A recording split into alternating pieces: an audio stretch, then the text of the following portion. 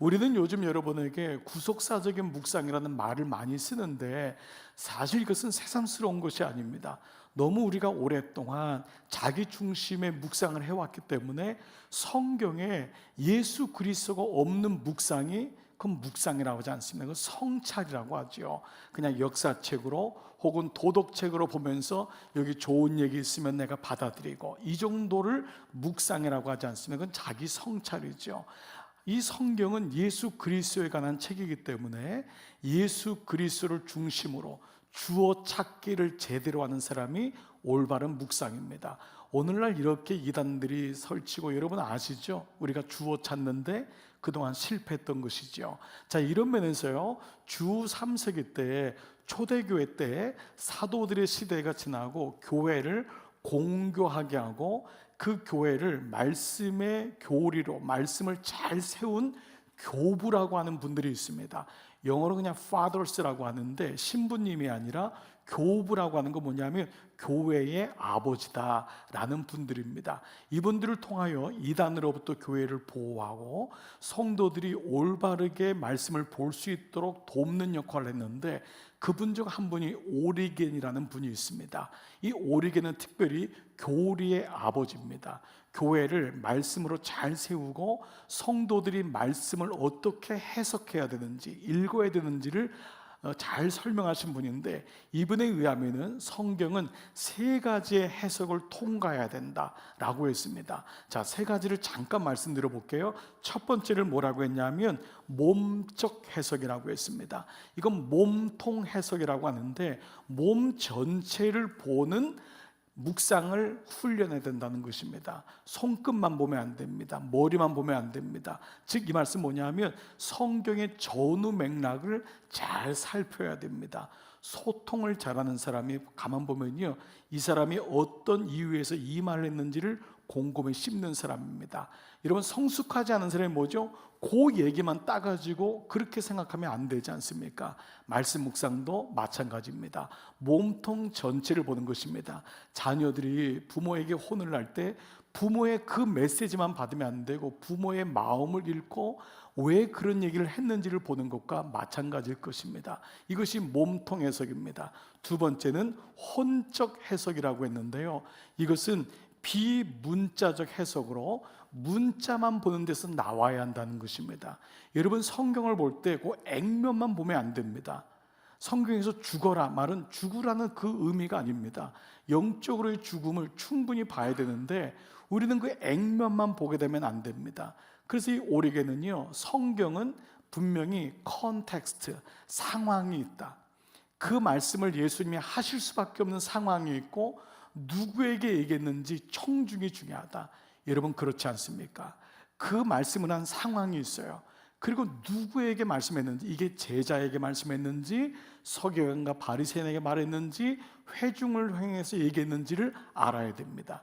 이것이 혼적 해석이라고 했어요. 세 번째 뭐냐면 영적 해석이라고 했는데, 이 말은요, 그 성경 안에 구원에 이르게 도와주는 숨겨진 의미를 찾는 것입니다.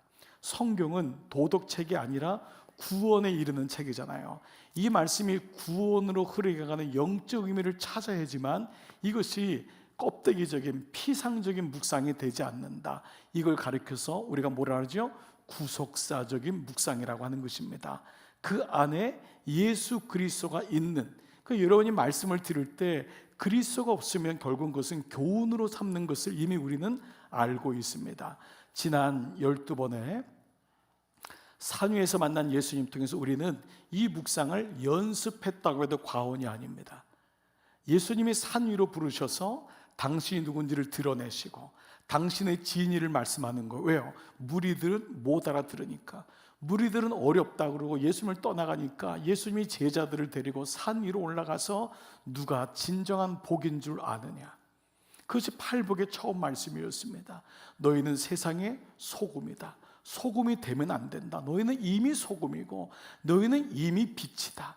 그 말씀을 통해서 서기관과 바리새인의 의로 정죄되어 있는, 죄라고 여기는 율법으로 인해서 구원받는 것이 아닌 그것을 완성하는 은혜의 시대가 왔다. 라는 것을 계속적으로 말씀하신 이 상황들을 우리가 연습했던 것입니다. 여러분, 설교 중에 가장 좋은 설교는 회중과 목사가 같이 설교한다고 합니다. 여러분, 제가 말하는 건 제가 말하지만 여러분이 계속 생각하면서 같이 추적하고 그 설교자의 이상을 더 묵상할 수 있다면 그것이야말로 가장 좋은 설교고 아름다운 예배인 줄 믿습니다. 여러분, 이 시간 제가 말하는 사람은 저지만은 성령께서 여러분을 도우셔서 생각하게 하시고 함께 추적하시고 달려가시는 시간 되기를 축복합니다. 자, 이런 맥락에서 한번 13절 말씀을 한번 다시 한번 찬찬히 한번 볼게요. 같이 한번 읽겠습니다. 시작. 좁은 문으로 들어가라. 멸망으로 인도하는 문은 크고 그 길이 넓어 그리로 들어가는 자가 많고 생명으로 인도하는 문은 좁고 길이 협착하여 찾는 이가 적음이라. 자, 오늘 말씀을 보면은 주님은 좁은 문으로 들어가래요. 많은 사람에게 좁은 길은 뭔가 사람들이 일반적으로 가지 않는 길, 거기는 뭔가 애를 쓰고 최선을 다해서 걸어가는 길. 그래서 어떤 분은 성공한 자기에 대해서 내가 좁은 길을 걸었지 라고 하는 분도 있습니다. 그러나 우리가 말씀으로, 구석서적인 말씀으로 보면은 과연 이것이 옳은 것일까? 우리는 산 위에 올라가서 그동안 율법으로 613가지의 조문으로 수많은 사람을 얽어매서 너희가 이렇게 해야지 구원을 받을 수 있어 라고 해서 율법으로 정죄한 영혼들을 통하여 너희는 그들을 비판하지 마라, 정죄하지 마라. 그들 모두가 나그네 된 자, 여자 된 자, 장애인 된 자, 가난한 자, 이 모두가 충분히 구원받을 만한 사람이다. 그래서 바로 뭐예요? 예수 그리스도를 믿음으로 말미암아 모든 믿는 사람에게 미치는 하나님의 의인이 차별이 없다. 이 말씀을 하시려고 올라가셨는데, 만약에 우리가 이 말씀을, 좁은 문을 우리의 애씀이나 노력으로 우리가 하나님을 믿는 것이라고 얘기한다면 이것은 지금까지 말씀하신 것과는 너무 다른 말씀일 것입니다. 근데 여러분들이 생각하는 좁은 문으로 들어가기를 힘쓰라는 말씀이 누가복음 13장 24절에 나와 있기 때문입니다. 자, 이 말씀을 한번 읽어볼게요. 시작. 좁은 문으로 들어가기를 힘쓰라. 내가 너희에게 이르노니 들어가기를 구하여도 못하는 자가 많으니라. 자, 여러분들이 오히려 이 말씀을 더 기억할지 몰라요. 그래서 좁은 문으로 들어가는 건, 예수 믿는 건 아주 노력하고 애를 써야 돼 라고 생각할지 모릅니다. 물론 여기 힘쓰라는 단어인 아고니조마이는 그 말대로 힘쓰는 거예요. 애쓰는 거예요. Make every effort. 영어로는 make every effort, 모든 노력을 쏟아부어 라는 말입니다.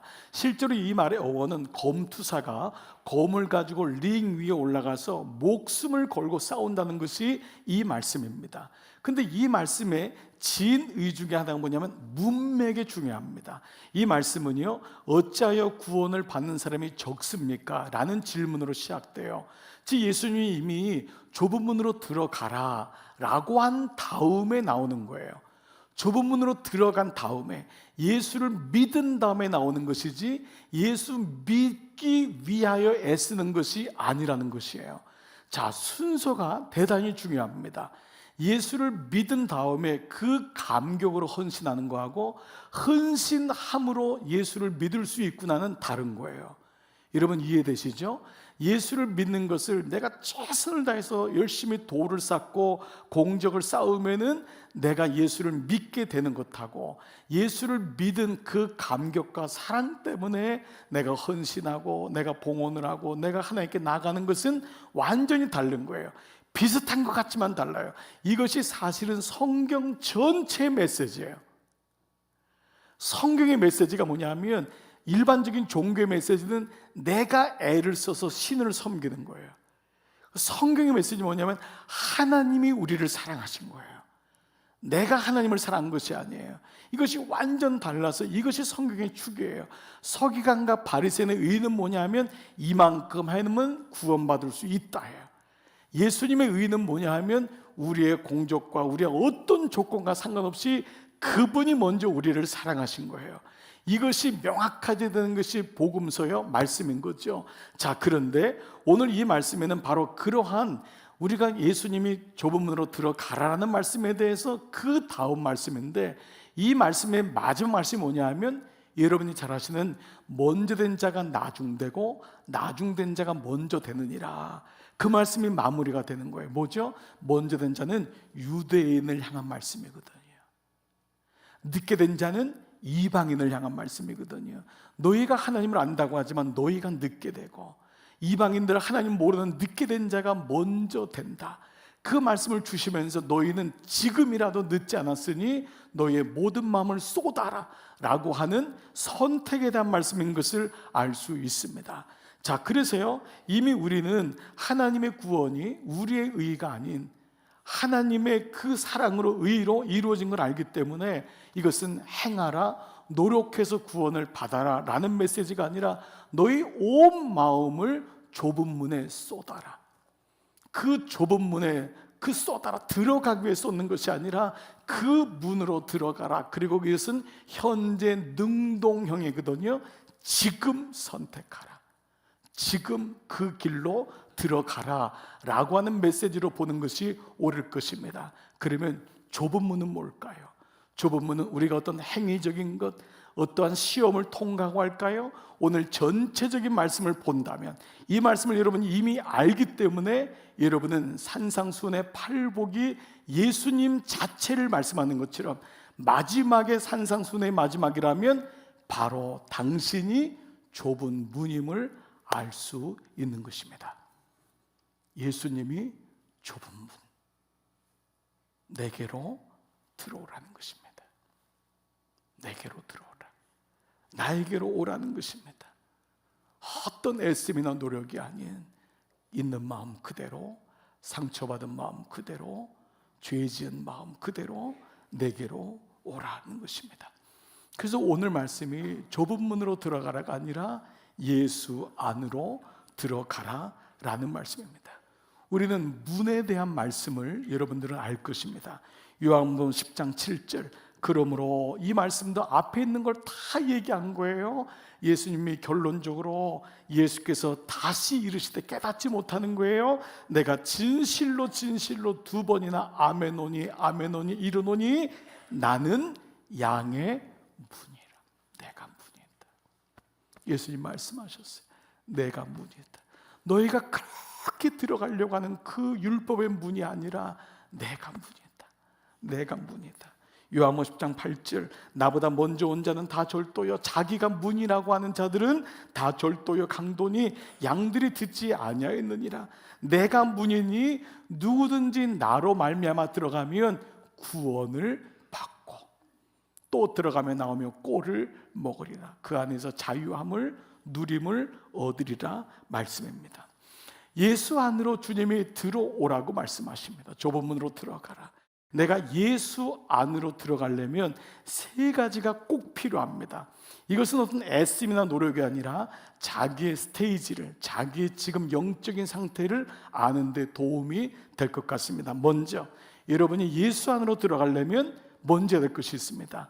여러분 안에서 나오셔야 됩니다. 여러분이 예수 안에 들어가려면 여러분 안에서 먼저 나오셔야 됩니다. 이게 내 눈 안에 있는 들보를 보는 것입니다. 우리는 금요일 날 들보를 보는 건 내 힘으로 볼 수 없다고 했어요.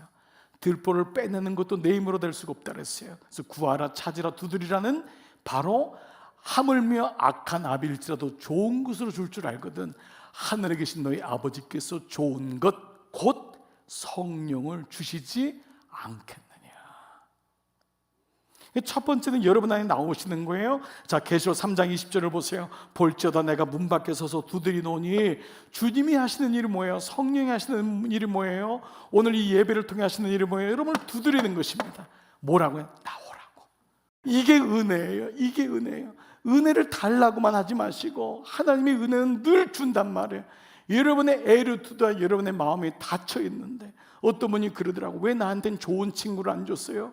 왜 나에겐 그런 일이 없었어요? 아니에요. 하나님이 좋은 친구를 계속 주셨어요. 여러분이 마음의 문을 닫고 있었을 뿐이에요. 마음의 문을 열어야지 좋은 것을 알 줄 압니다. 평상시든 늘 화나 있는 것처럼 있는 분이 있어요. 여러분 그건 자기에게도 손해고 인생이 손해입니다.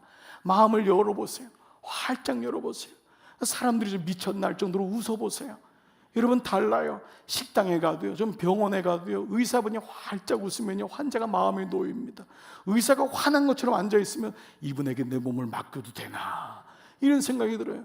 근데 요즘 의사는 옛날하고 달라. 옛날에는 의사분이 별로 없었으니까 자기 마음대로 했지만 요즘은 의사분들도 얼마나 인격적이고 환자를, 물론 어렵죠, 매 환자보다.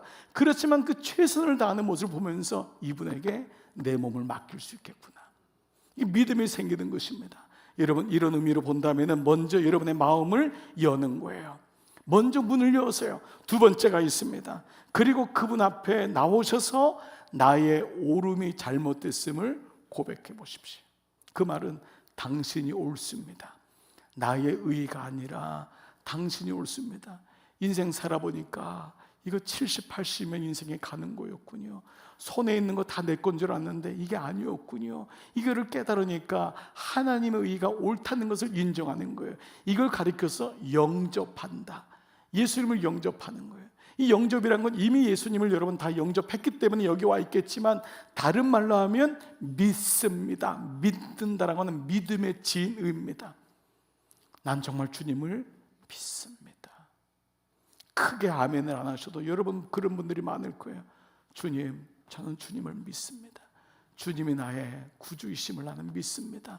이 고백인 거지요. 보십시오. 요한복음 1장 12절, 영접하는 자 곧 그 이름을 믿는 자들에게는 하나님의 자녀가 되는 권세를 주셨으니. 믿을 때 어떤 일은 자녀가 되는 것입니다. 여러분, 저희 집에는 저희 집을 마음대로 드나들 수 있는 사람은 아이밖에 없어요. 아이는 마음대로 들어옵니다. 제가 키 번호도 알려줍니다.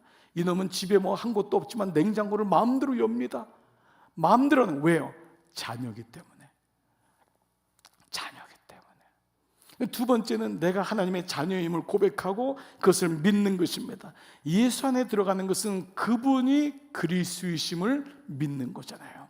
그분이 나의 구세주이심을, 그분이 그리스도이심을. 로마서 3장 22절, 곧 예수 그리스도를 믿음으로 말미암아 믿음을 통하여 믿는 자에게 미치는 하나님의 의인이. 모든 사람에게 차별이 없는 거예요. 어떤 사람도 믿기만 하면. 여러분, 이것처럼 단순하지만 이것처럼 깊이 있는 심의적인 말씀이 없습니다.